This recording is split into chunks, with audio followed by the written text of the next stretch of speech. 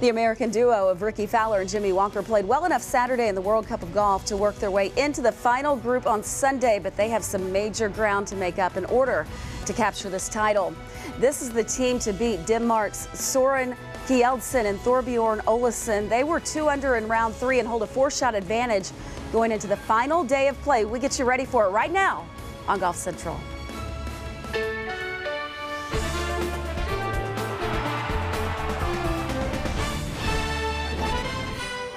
Golf Central, brought to you by Titleist.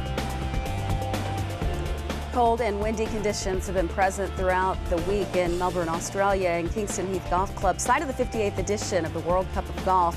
For the 5th time in Cup history, Australia is the host country, but for the first time, it is being played at this venue. Let's take a look at how things stand going into the final round, which is already underway for many of the teams. But you can see there the 2 final groups going off in about 25 minutes from now. Lisa Cornwell, Trip Eisenhower, Brian Bateman, we're all glad to have you with us tonight on Golf Central. Okay, Trip, as we focus on the Americans chasing this title, Fowler, Walker, what kind of number are they going to need today? Best ball format, though, so birdies out there. Well, they know they've got to be aggressive. They know they've got to make some birdies. The good news for them is finally in round number 3, it was like both of them were on the same page and both of them were playing well. We've seen them through the week make a number of key clutch par putts to keep the momentum going. Yesterday, they were able to have more of those putts for birdie and shoot the low round of the day, or at least tie the low round of the day. They're probably going to need something in the low 60s because Olesen and Kjeldsen, they said they're going to be aggressive too. So they're going to have to go catch them. But 4 shots is not insurmountable for the Americans. 4 shots in this format, absolutely not. But you have to be impressed with Denmark having a 3-shot lead after 2 rounds and then extending that lead to 4 shots going into the final round with all the pressure on them. Everybody in the world's watching this, and especially after a low second round of 60, to come out in a very difficult format and to extend their lead. There's a lot of smiles and a lot of laughs in their groups. They're having a lot of fun, and I don't think this stage is too big for them. All right, speaking of stages, let's set the stage and exactly what happened in round 3, focusing on Team USA and Team Denmark here, starting with the U.S. team Fowler here at the par 4 5th. Well, right out of the gates, it looks like, oh no, another one of these days for the Americans in alternate shot. Par 4 first, I should have said. Now we go to the 5th and Rickie Fowler.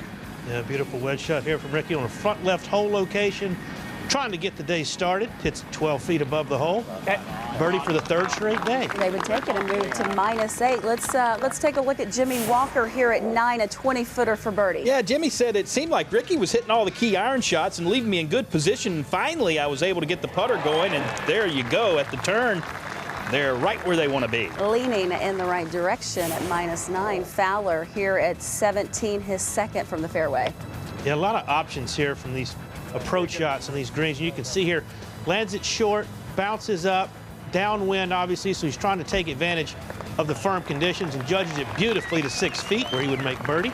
So it was a 3 under 69, an alternate shot for the guys on that day. Let's take a look at Denmark now. Kjeldsen and Olesen, starting with Kjeldsen here at 5. And, you know, fortunate. They've strayed a few times, and when they have, they've been able to recover, and there's a beautiful example of that. So Olesen trying to make that birdie after that shot by his partner.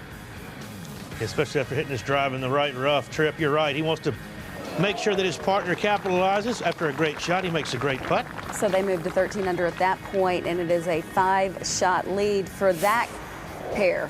Now at 8, Kjeldsen. And again, anytime they look like they were in trouble, they've been able to escape, they've been able to recover, and that's part of the key of them building on their lead. So that was a par 5, and that was his 3rd shot. They would make birdie there, moved to 14 under. Olesen now the par 4 10th has approached. And it seems like all week, Trip, anytime that he has been in the fairway and had an iron in his hand, he has just been hitting some lasers just like that one, sticking it close where he would make birdie for the 2nd straight day. All right, and it was a 70 for those guys, and they are at 14 under, a 4-shot advantage going into the final round, and you can see exactly when they go off and what's at stake. Fowler, Walker trying to overcome that 4-shot deficit. Right now, though, let's hear from the leaders. Yeah, it stuck to the same game plan. You know, no reason to push out there an alternate shot. You know, there's some places where you can get yourself into some trouble pretty quickly if you hit it offline. So a little bit more conservative off the tee, just taking a little bit of stress off of the 2 of us. And you're going to make bogeys. You're going to have mistakes that happen in an alternate shot. But more you can kind of keep moving forward and keeping it simple. We just kept playing solid, made some really good pars, and it was a nice finish. If you can do that every week, that's a good place to be last round going into the last day. So I'm excited. I know Ricky's excited, and we're looking forward to a good day. I thought we played well again. I thought we managed to stay aggressive, and I think our games were good, so we got into a nice roll. We have to go out and play great again. You know, they're going to be made a lot of birdies tomorrow, and I think, you know, we need to take care of our stuff. Like I said, I think mentally we've been very good. We enjoy each other's company, and we play aggressively, and we need to do that again tomorrow. And we've talked about it all week, a new format this year where in rounds 1 and rounds 3, it was alternate shot. Rounds 2 and rounds 4, best ball. So here we're kind of comparing what these two teams did in the best ball portion of this event in round 2, and you can see that 60. That was really a surprising number.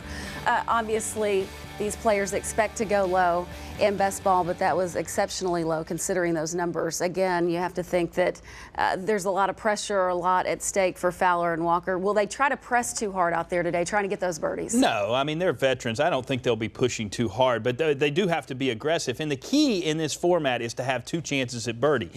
They did not have that in the second round. When you look at them, when Jimmy Walker was in his pocket some, Ricky strayed a little bit, and they made some good par putts. But the key for them today will be both of them on their games, giving them both looks at birdie, because they're both fantastic on the greens. That'll be the key. The other thing, when you look at the team from Denmark, they've got a great strategy. Kjeldsen hits first, he gets it in play, and then Olesen can be a little bit more aggressive. So I think that they're going to be tough to catch, but again, it's going to be if they can play like they did in round 3. I'm speaking of the Americans now, where they both are on their game and they give themselves looks. They're playing alongside the team from Denmark as well, which is helpful. They'll know right where they stand. Yeah, and Jimmy Walker said after the 3rd round that he was excited to be able to be in the final group so he could watch the team from Denmark and see what they do.